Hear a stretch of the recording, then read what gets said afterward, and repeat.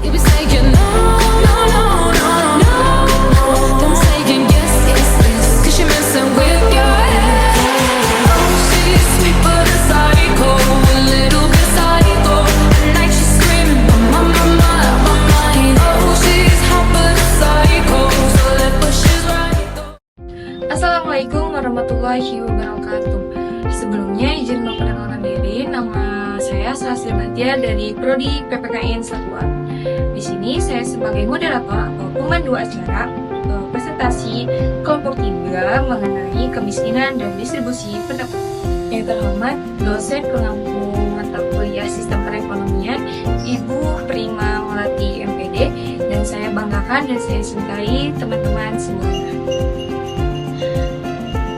Untuk mempersingkat waktu, marilah kita buka acara presentasi kali ini dengan membacakan basmalah terlebih dahulu. Bismillahirrahmanirrahim. Oke teman-teman semuanya, mari kita mulai acara presentasi ini dengan diawali oleh pembahasan mengenai pengertian kemiskinan. Baik, terima kasih kepada moderator atas kesempatannya. Saya di sini akan menyampaikan pembahasan mengenai pengertian terlebih dahulu tentang kemiskinan dan distribusi pendapatan. Teman-teman, sebelum saya lanjut, apa ada yang tahu di sini apa itu kemiskinan? Kira-kira apa ya teman-teman?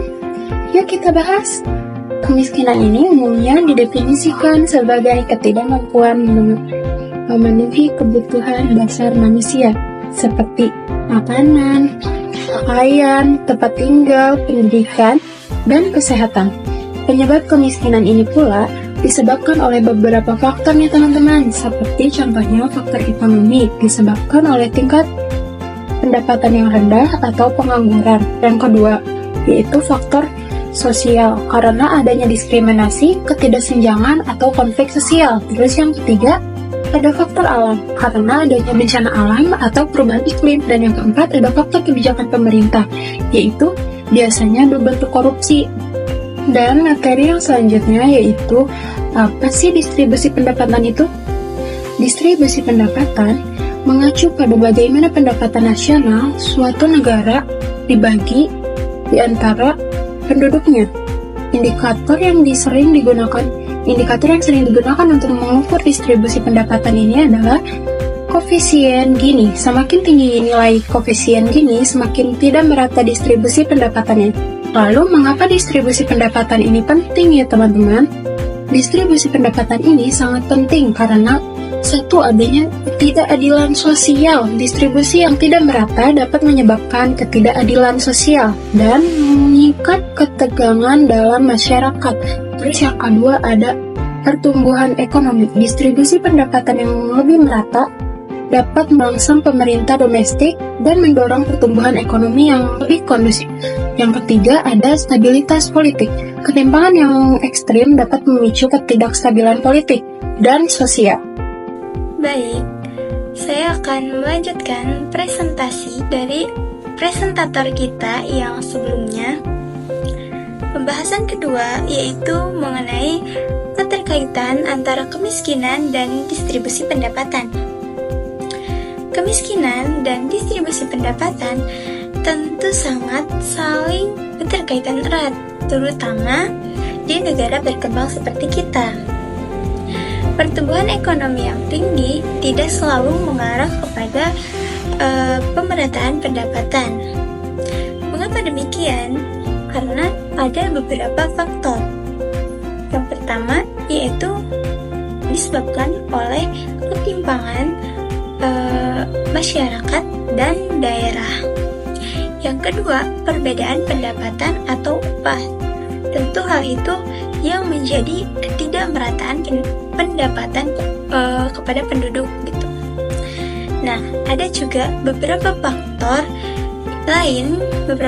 lain yang menjadi ketidakmerataan pendapatan. Seperti contohnya pertumbuhan penduduk yang tinggi, inflasi, pembangunan yang tidak merata, pengangguran yang tinggi, dan mobilitas sosial yang rendah, dan masih banyak lagi. Nah, Dalam hal itu, dapat menyebabkan penurunan kualitas bagi kelompok miskin. Jadi, keterkaitan antara kemiskinan dan distribusi pendapatan itu berdampak pada kelompok miskin gitu ya. Meskipun secara ekonomi tetap tumbuh. Terima kasih. Oke, baik. Saya akan menjelaskan materi selanjutnya mengenai upaya mengatasi kemiskinan dan memperbaiki distribusi pendapatan. Sebelumnya apa sih upaya itu? Upaya adalah suatu usaha atau tindakan yang dilakukan untuk mencapai tujuan bersama, atau juga bisa memperbaiki keadaan yang ada. Seperti halnya pembahasan yang akan dibahas sekarang, yaitu upaya atau usaha yang dilakukan untuk mengatasi kemiskinan dan memperbaiki distribusi pendapatan. Upaya ini sangat penting. Kenapa? Karena kemiskinan merupakan penentu utama yang ditentukan oleh rata-rata pengeluaran per kapita penduduk di garis bawah kemiskinan. Dan kemiskinan juga merupakan persoalan struktural yang kompleks dan multifaktor, sehingga tidak hanya disebabkan oleh satu faktor saja. Oleh sebab itu, ada beberapa upaya, diantaranya 1. Pertumbuhan ekonomi inklusif. Maksudnya, pertumbuhan ekonomi yang merata dan adil, serta memberikan kesempatan yang sama bagi seluruh lapisan masyarakat. Dan pertumbuhan ekonomi inklusif ini juga diharapkan dapat meningkatkan kesejahteraan dan mengurangi kesenjangan sosial antara kelompok dan wilayah. Misalnya dengan mengarahkan pendapatan pajak dari orang mampu untuk memberi bantuan kepada masyarakat kurang mampu. 2. Program perlindungan sosial seperti bantuan sosial, subsidi pada bidang pendidikan, dan jaminan kesehatan untuk membantu masyarakat kurang mampu. 3. Peningkatan akses terhadap pendidikan dan pelatihan. Dengan ini dapat meningkatkan keterampilan tenaga kerja dan membuka peluang kerja yang lebih baik. 4. Reformasi agraria. Dengan ini juga dapat memperbaiki distribusi tanah dan meningkatkan pendapatan petani. Dan yang kelima yaitu penguatan koperasi dan UMKM. Koperasi dan UMKM dapat memberdayakan masyarakat kurang mampu dan menciptakan lapangan kerja. Nah, itulah dia 5 upaya mengatasi kemiskinan dan memperbaiki distribusi pendapatan. Selanjutnya saya akan melanjutkan materi selanjutnya mengenai contoh kasus di Indonesia. Nah, di Indonesia upaya pemerintah dalam mengatasi kemiskinan dan memperbaiki distribusi pendapat telah dilakukan melalui berbagai program seperti program Kartu Harapan PKH, memberikan bantuan tunai dan pendidikan kepada keluarga miskin. Lalu ada KIP, Kartu Indonesia Pintar. KIP memberikan subsidi pendidikan kepada siswa dan keluarga miskin. Dan pembangunan infrastruktur di daerah tertinggal. Pembangunan infrastruktur membangun jalan, jembatan, dan fasilitas umum di daerah tertinggal, meningkatkan akses pendidikan dan kesehatan, membangun ekonomi lokal, pemberdayaan masyarakat, meningkatkan kemampuan masyarakat dalam mengelola sumber daya dan mengembangkan usaha, terutama dalam hal mengurangi ketimpangan pendapat antara daerah perkotaan dan pedesaan. Apa sih perbedaan antara distribusi pendapatan per orang dan distribusi pendapatan regional? Keduanya memiliki fokus yang berbeda. Pertama, distribusi pendapatan per orang mengacu pada bagaimana pendapatan dibagi di antara individu atau rumah tangga, memberikan gambaran tentang hubungan setiap individu dengan total pendapatan yang diterima.